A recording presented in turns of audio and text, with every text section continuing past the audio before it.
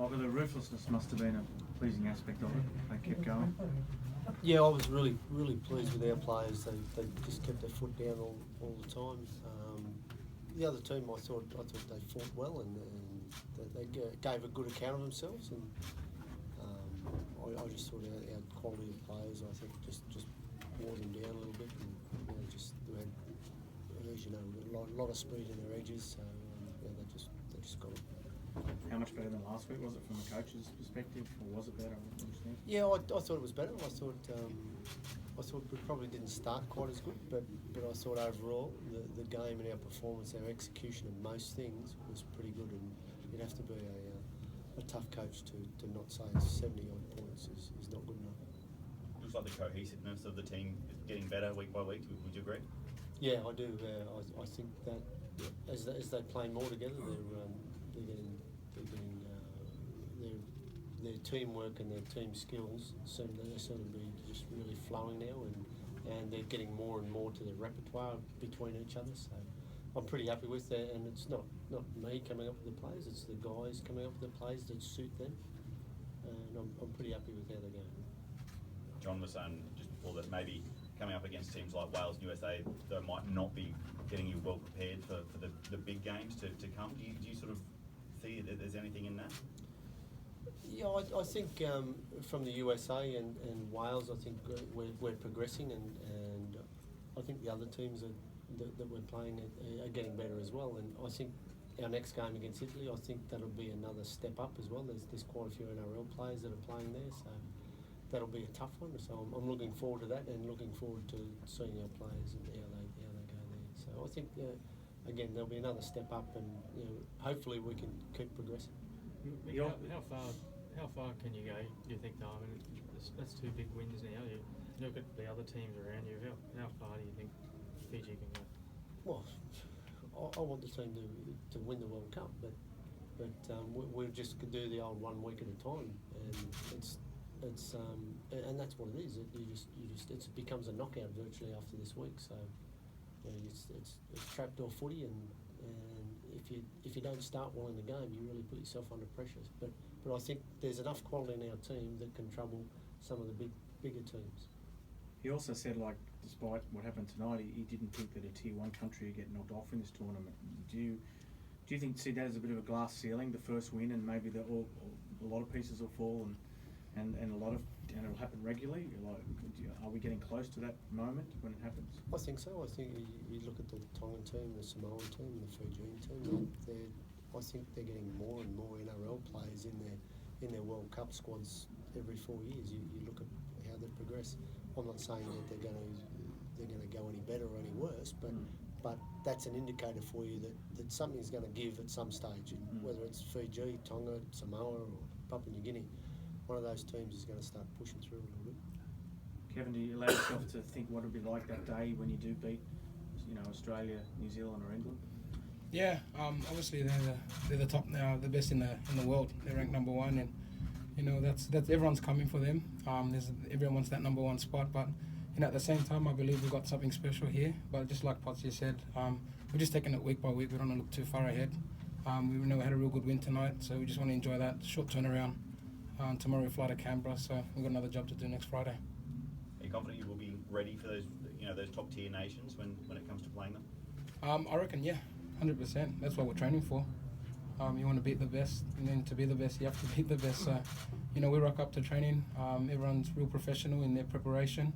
The coaches don't need to crank the whip or anything to get the boys going. Everyone's real professional, how they carry themselves around camp, what they're eating. Like you said, there's lots of NRL players in all the Pacific Nations sides, so it's definitely lifting the standard in regard to the Tier 2 nations, and we're not taking this any lightly. We've got Italy, like I said, and we're looking to put our best foot forward come Friday night. I was going to say, I believe the most likely scenario is you play Tonga in Christchurch. Is that your understanding? If things go according to maybe Tonga or New Zealand in Wellington. Yeah, depending on who finishes the top, who wins this weekend. Yeah. How do you feel about going into New Zealand and playing either the Kiwis or Tonga? You're obviously going to have the crowd against you. It's going to be quite intimidating. Looking at TV last night, It is what it is. We're just the guys who go out and play. And so for the guys, it should be just another game of footy again, and just sort of trying to gaggle the crowd. I'm confident they can do a good job. Nick, there was a bit of speculation about Jared Hayne, where he might not be going or where he may be going NRL wise. How was his headspace leading up to this, and how much of his distraction of that sort of stuff was for him? Well, the only distraction is you guys distracting him. Really, it's you asking him questions, and he's been great in camp. But there was just a couple of journos chasing him in a car park. But other than that, he hasn't mentioned anything, and it's not a distraction for any of the players. And they seem fine about where he's at, and in camp he's as happy as Larry. Mick, you chose Salisi Fine over Braden Williami today. Yes. Over your initial selection.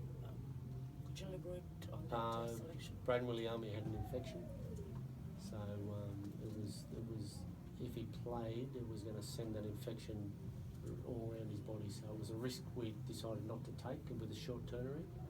So I thought Salesi did a pretty good job for his first game.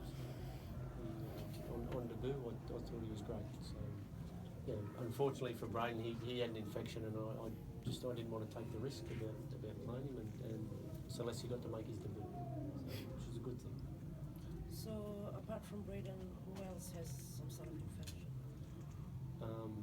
No one that I know of. Everyone's Yeah, all right. just him. So I think he got bitten by an ant or something. And it's just hung around. So yeah, no, he's on the mend. He's got some antibiotics, but it was just a risk that we didn't want to take. So, on doctor's advice, not my advice, but I wanted to play, but that's the way it goes. Jared brought out the plane again tonight. Did you know that he broke Bob Fulton's record with that try? Is that why the plane came out of the hangar? Or? I didn't even see the plane, mate.